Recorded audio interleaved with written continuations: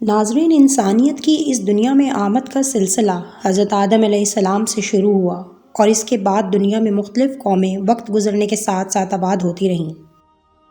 اللہ تعالیٰ نے دنیا کی ہر قوم کی ہدایت کے لیے مختلف وقتوں میں کم و بیش 1,24,000 انبیاء کرام کو بھیجا، اور آج دنیا میں کئی بڑے مذاہب موجود ہیں جو کہ مختلف انبیاء کرام کی تعلیمات کو فالو کرتے ہیں۔ انہی میں سے ایک مذہب ہندو مت بھی ہے۔ اس کا یہ دعویٰ ہے کہ ان کا سناتن دھرم یعنی ہندو دھرم دنیا کا سب سے قدیم ترین مذہب ہے،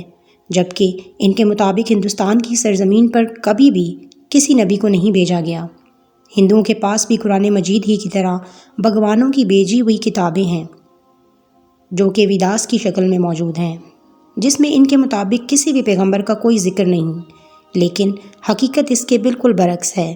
اگر ان کی زمین پر کوئی نبی واقعی نہیں آیا تو حضرت محمد صلی اللہ علیہ وآلہ وسلم کا ذکر ان کی کتابوں کے اندر کیسے موجود ہے؟ حضرت نوح علیہ السلام اور ان کی کشتی کا ذکر کیوں بیان کیا گیا ہے؟ حضرت عیسیٰ علیہ السلام کی واپسی کا ذکر کس نے بیان کیا ہے اور ایک اللہ کی عبادت کا کیوں کہا گیا ہے؟ اور اگر ہندو مت کی مقدس کتابیں واقعی کسی نبی پر نازل ہونے والی تعلیمات ہیں تو وہ کون سے نبی ہیں؟ یعنی یہ ہندو آخر کس نبی کی امت سے ہیں؟ آج کی اس ویڈیو میں ہم انہی سب سوالات کے جوابات تاریخ کی روشنی میں دیں گے۔ ہندو پنڈتوں کے مطابق ہندو مت دنیا کا قدیم ترین مذہب ہے، اتنا قدیم کہ جب اسلام یا مسلمانوں کا کوئی وجود تک نہیں تھا، جو کہ صحیح بھی ہے کیونکہ کفر اور شرک کی ابتدا اسی دن سے ہو گئی تھی جب آدم علیہ السلام کے بیٹے قابیل نے حابیل کو قتل کیا اور کفر و شرک کے اندر مبتلا ہو گیا۔ اس کے بعد ابراہیم علیہ السلام کی قوم بھی بت پرستی میں مبتلا ہو گئی۔ موسیٰ علیہ السلام کی قوم نے بھی ایک بچڑے کو خدا بنا رکھا تھا، اور یہاں تک کہ آپ صلی اللہ علیہ وآلہ وسلم کے اعلان نبوت کے وقت بھی خانہ کعبہ کے اندر تقریباً 360 بت موجود تھے، جس سے پتہ چلتا ہے کہ بت پرستی کا آغاز انسانیت کی ابتدا سے ہے، مگر اس کا تعلق کسی بھی مذہب سے نہیں بلکہ گمراہیت سے ہے۔ ہندو اسکالرز کا یہ بھی دعویٰ ہے کہ ہندوستان کا اصل مذہب ہندو مت ہے، جبکہ اسلام کو تو ابھی صرف 1400 سال ہی گزرے ہیں، لہٰذا اسلام کا ہندوستان سے کوئی تعلق نہیں۔ لیکن شاید وہ اس بات کو نہیں جانتے کہ دنیا کا پہلا پیغمبر ہی ہندوستان کی سرزمین پر اتارا گیا تھا۔ حضرت آدم علیہ السلام کو دنیا میں ہندوستان کے اندر سری لنکا کی ایک پہاڑی پر اتارا گیا، جہاں پر آج بھی ان کے قدم کا نشان موجود ہے، یعنی ہندوستان کی سرزمین پر پہلا قدم رکھنے والا آدمی ہی ایک مسلمان تھا، جس کا مطلب اسلام کی ابتدا ہی ہندوستان کی سرزمین سے ہوئی۔ حیران کن طور پر لفظ آدم بھی ہندوستان کی زبان یعنی سنسکرت کا ایک لفظ ہے، جس کا مطلب ہے پہلا، شروعاتی یا پھر اوریجنل، اور اگر ہندو اس بات سے انکار بھی کرنا چاہیں تو نہیں کر سکتے، کیونکہ ان کی اپنی مقدس کتاب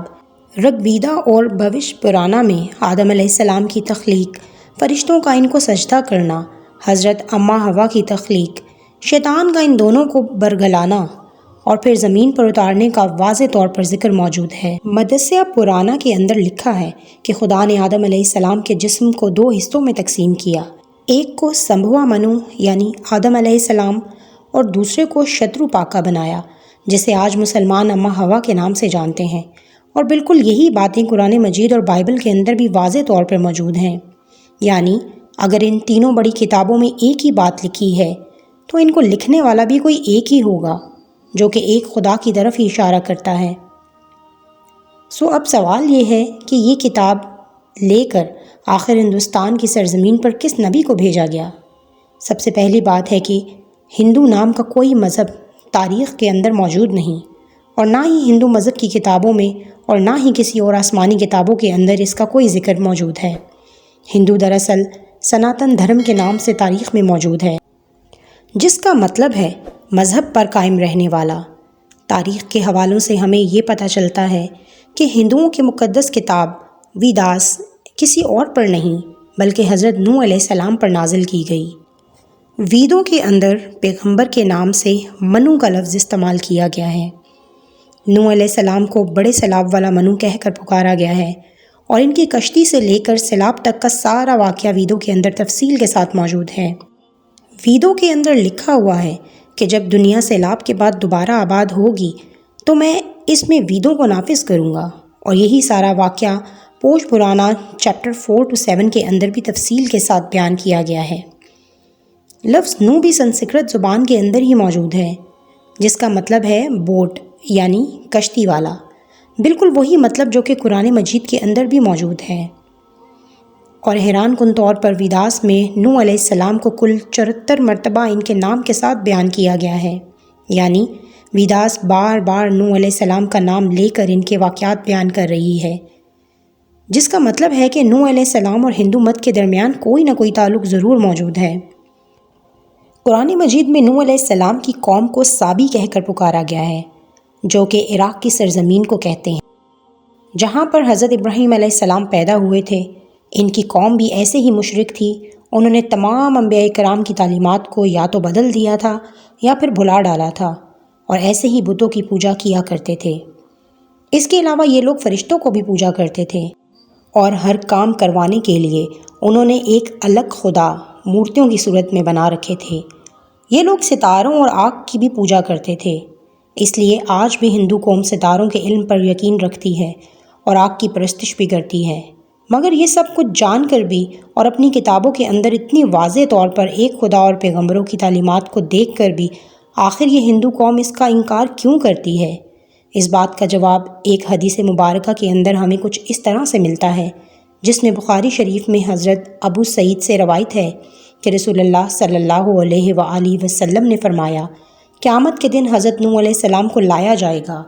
اور ان سے پوچھا جائے گا کہ کیا آپ نے اپنی امت کو اللہ کا پیغام پہنچایا تھا؟ نوح علیہ السلام عرض کریں گے، بے شک اے میرے مالک۔ پھر قوم نوح سے پوچھا جائے گا کہ کیا نوح نے میرا حکم تم تک پہنچایا تھا؟ تو وہ لوگ انکار کریں گے اور کہنے لگیں گے کہ ہمارے پاس تو کوئی ڈر سنانے والا نہیں آیا۔ پھر نوح علیہ السلام سے پوچھا جائے گا کہ کیا تمہارے پاس تمہاری بات کا کوئی گواہ ہے؟ وہ کہیں گے، اے میرے مالک، محمد صلی اللہ علیہ وآلہ وسلم اور ان کی امت۔